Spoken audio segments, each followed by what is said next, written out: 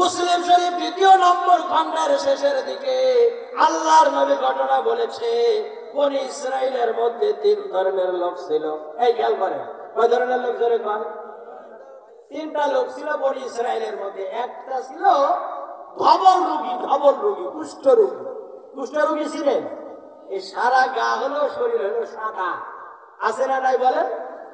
সূর্যের দিকে তাকাতে পারে না, দেহটা সাদা। আরেকটা ছিল হলো মাথায় টাকওয়ালা, ম্যাগনেট, আমরা বলি ম্যাগনেট, মাথার সাত পাকা, কোনো চুল নাই। আরেকটা ছিল হলো 2 চোখ অন্ধ, মাতৃগর্ভে 2 চোখ অন্ধ। তাহলে কয়টা লোক ছিল জোরে কন? কয়টা আবার বলেন? একটা কি বললাম? ধবল রোগী। আরেকটা কি বললাম? টাকওয়ালা। আরেকটা কি বললাম? অন্ধ। আল্লাহ তাআলা হযরত জিবরাইল আলাইহিস সালাতু ওয়াস সালামকে পাঠিয়ে দিলেন। জিবরাইল আলাইহিস সালাতু ওয়াস সালাম সর্বপ্রথম আসলো কার কাছে? ওই যে ধবল রোগী, যে তার কাছে আগমন করে বলল, ভাই আপনার কি অবস্থা? তো লোকটা কয়, ভাই রে, আমার সারা গা সাদা, খালি চুলকায় সারাদিন রাত, মানুষের পাশে আমারে বসতে দেয় না, সবাই ঘৃণা করে, খালি বলে সর সর, গায়ের সাথে গা লাগাইছ না। মানুষ আমাকে ঘৃণা করে, আমার তো ভালো লাগে। তো বলে, কি চান তাহলে আপনি? তো লোকটা কয়, আমি চাই আমার দেহের রং গুলা খুব ভালো হয়ে যাক, সুন্দর হয়ে যাক, আমার দেহের চামড়াটা খুবই সুন্দর হয়ে যাক, যেন মানুষের সাথে আমি উঠা বসা করতে পারি, কেউ যেন আমারে ঘৃণা না করে। তো ওই লোক ফেরেশতা, আল্লাহর ফেরেশতা, মানবরূপী ফেরেশতা, ওই লোকটার গায়ের পরে হাত বুলাই দিলে সব শরীরটা সুন্দর, চামড়া গজায় গেল, রং গুলাও সুন্দর হয়ে গেল। জোরে বলেন সুবহানাল্লাহ। এবার ওরে জিজ্ঞেস করলো, ভাই আপনি কি চান বলেন তো, আপনার মনের মতো কি চান? তো লোকটা বললো, আমি চাই, আমার পছন্দের বিষয় হলো একটা গর্ভবতী উটনি, আর কি মাদি উটনি। ওই আল্লাহর ফেরেশতা বললো, যান, আল্লাহর অর্ডারে আপনার একটা সুন্দর গর্ভবতী একটা উট আপনারে দিয়া দিল। এবার উটের বাচ্চা শুরু হলো, পালকে পাল বাড়তে থাকলো, পালকে পাল বাড়তে থাকলো, বাড়তে বাড়তে পুরো খাবার ভরে গেল। আল্লাহর এই ফেরেশতারা চলে আসলো ওই 2য় নম্বর ব্যক্তির কাছে, যার মাথার মধ্যে একটা চুল নাই, পুরা ছাদটা খালি। এসে কয়, ভাই রে, আপনি কি চান? বলে, ভাই আমারে সবাই ম্যাগনেট বলে, সবাই টাকলা বলে, এরে সবাই ছাদ খালি বলে। যদি আমার মাথার মধ্যে চুলগুলা হয়ে যেত খুবই ভালো লাগতো, মানুষের মধ্যে সম্মান পেতাম, সবার সাথে উঠা বসা করতে পারতাম। আল্লাহর ফেরেশতা ওই টাকলা মানুষের মাথার উপরে যখন হাতটা বোলায় দিল, সঙ্গে সঙ্গে আল্লাহ তাআলা মাথার মধ্যে সুন্দর চুল গজায় দিল। জোরে জোরে বলেন সুবহানাল্লাহ। বলে, ভাই আপনার কি পছন্দ, কি চান? তো টাকলা লোকটা এবার কয়, ভাই আমার পছন্দ হলো সুন্দর গর্ভবতী যদি গাভী পেতাম।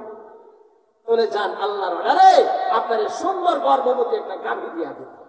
গাভী বাড়তে লাগলো, বাচ্চা দিতে লাগলো, পুরা খামার ভরে গেল। এই ফেরেশতারা এবার শেষ চলে আসলো অন্ধর কাছে। অন্ধর কাছে এসে কয়, ভাই আপনি তো অন্ধ মানুষ, মায়ের পেট থেকে আপনি অন্ধ, ঠিক না? বলে, আপনি তো গরিব। আপনি কি চান? বলে, ভাই আমি চাই আমার 2 চক্ষু দান চাই। আমরা কথাই বলি না, অন্ধ কি চাই? 2 চক্ষু দান চাই। বলে, আমি দুনিয়ার ছেলেকেও দেখি নাই, বউরেও দেখতে পারি নাই, পৃথিবীর কালারটা কেমন তাও দেখি নাই, মায়ের চেহারাটা কেমন তাও দেখি নাই, আমি পৃথিবীর কোনো সম্পদ চাই না, আমি চাই আমার 2টা চক্ষু আল্লাহ ভালো করে দিন। সুবহানাল্লাহ। ওই ফেরেশতা হাত বুলাই দিল, চোখ 2টা ভালো হয়ে গেল, চোখে দেখা শুরু করছে। বলে, ভাই এবার আপনি কি চান? আমার পছন্দ হইলো গর্ভবতী ভারী ছাগল যদি হইতো। এবার দিয়ে দিল, বাড়তে লাগলো, খামার ভরে গেল, খামার ভরে গেল। এবার আল্লাহ তাআলা ওই ফেরেশতাকে পরীক্ষা করার জন্য, 3 জন ব্যক্তির পরীক্ষা নেওয়ার জন্য এবার 3য়বার পাঠায় দিল। সর্বপ্রথম আসলো কার কাছে বলেন তো? কুষ্ঠ রোগীর কাছে। এসে ওই কুষ্ঠ রোগের রূপ ধরেই আল্লাহর ফেরেশতা আসছে, ওনার গোটা দেহের মধ্যে কুষ্ঠ রোগী এরকম একটা আকৃতি নিয়ে আসছে। এসে কয়, ভাই আপনি কি গরিব ছিলেন না? আপনি কি কুষ্ঠ রোগী ছিলেন না? আপনাকে আল্লাহ তাআলা এই সম্পদের মালিক বানাই দিয়েছেন, চামড়া ভালো করে দিয়েছেন, দেহটাকে সুন্দর করে দিয়েছেন, ঠিক না? ওই লোকটা কয়, ধমক মেরে কয়, কে বলেছে তোরে? আমি তো আমার প্রত্যেক সূত্রেই আমার বাবা দাদা সবাই ছিল ধনী, সেই সূত্রে আমি ধনী। আমার বাবাদার চেহারা ভালো ছিল, সেই সূত্রে আমার চেহারাটাও ভালো। কে বলেছে আমি কুষ্ঠরোগী ছিলাম? কে বলেছে আমি গরিব ছিলাম? আমি আগে থেকেই ধনী, আমি আগে থেকেই সুন্দর। মিথ্যাবাদী কোথাকার। আল্লাহর ফেরেশতারে ধমকায়। আল্লাহর ফেরেশতা ও তো আর জানে না আল্লাহর ফেরেশতা পরীক্ষা নেওয়ার জন্য আসছে।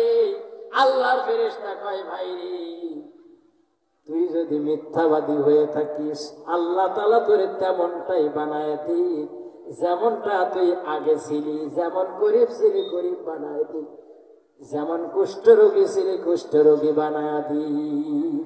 বলতে দেরি হয় নাই, গোটা দেহের রং আবার কুষ্ঠরোগে পরিণত হয়ে গেছে।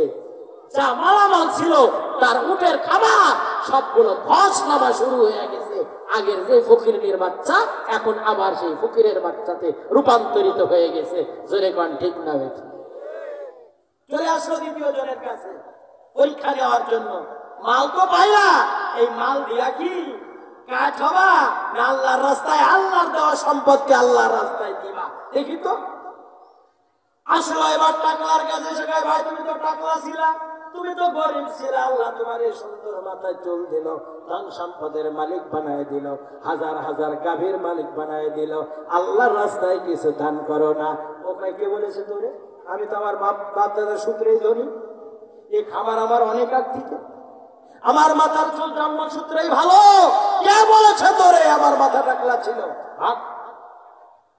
আল্লাহর ফেরেশতারে দম খায়। আল্লাহর ফেরেশতা কয়, দম খাইস না, তুই যদি মিথ্যাবাদী হস আল্লাহ তোর অমনটাই বানায় দি, যেমনটা তুই আগে ফকিন্নি ছিলি, যেমন টাকলা ছিলি। আল্লাহ ওই টাকলা মুরাদ করে বানায় দেখ, আর আল্লাহ তাআলা তোর ধন সম্পত্তির সব শেষ করে দেয়। কি বলেন ঠিক না? ঠিক করে শুরু হয়ে গেল ধস। গাভীর মার্কেটের মধ্যে ধস, তার খাবারের মধ্যে ধস, তার মাথার মধ্যে টাকলা, সব মাথা আবার সাদখানি। এবার চলে আসলো অন্ধ বেচারার কাছে। এসে কয়, ভাই রে তুমি তো অন্ধ ছিলা। লোকটা কয়, জি ভাই আমি তো আসলে অন্ধ ছিলাম। আল্লাহর ফেরেশতা কয়, ভাই তুমি তো গরিব ছিলা। অন্ধ লোকটা কয়, হ ভাই আমি গরিব ছিলাম। বলে ধন জন কোথায় পেলা? বলে সবগুলা দিয়েছে আমার আল্লাহ। সুবহানাল্লাহ কর। এগুলার মালিক কি? বলে এগুলার মালিক হলো আমার আল্লাহ। আমার আল্লাহ আমার কাছে আমানত দিয়েছে। ই আমানত চাঁদেরও সে নজদে মাস, ই আমানত চাঁদেরও সে নজদে মাস, দার হাকিকত মালিকি হর শাই খোদা। ঠিক না বেরিয়ে যারা খান, সব আল্লাহর দেওয়া আমানত। ভাই একটার মালিকও আমি না, আমি আসলেই গরিব ছিলাম, আসলেই ফকির ছিলাম, আসলে আমার কিছু ছিল না, আল্লাহ আমাকে দান করেছে। বলে এখান থেকে আল্লাহর রাস্তায় দান করো। বলে ঠিক আছে, আপনার যা খুশি, সুবহানাল্লাহ খান, আপনার যা খুশি এই পাল থেকে নিয়ে যান, আর যা মন চাই তা রেখে যান, যা খুশি তাই নিয়ে যান, যা খুশি তাই রেখে যান, সব ছেড়ে দিলাম। আল্লাহর ফেরেশতা কয়, ভাই রে আমি তো মানুষ না, আমি আল্লাহর ফেরেশতা। আমাকে তো আল্লাহ পরীক্ষা নেওয়ার জন্য পাঠাইছেন।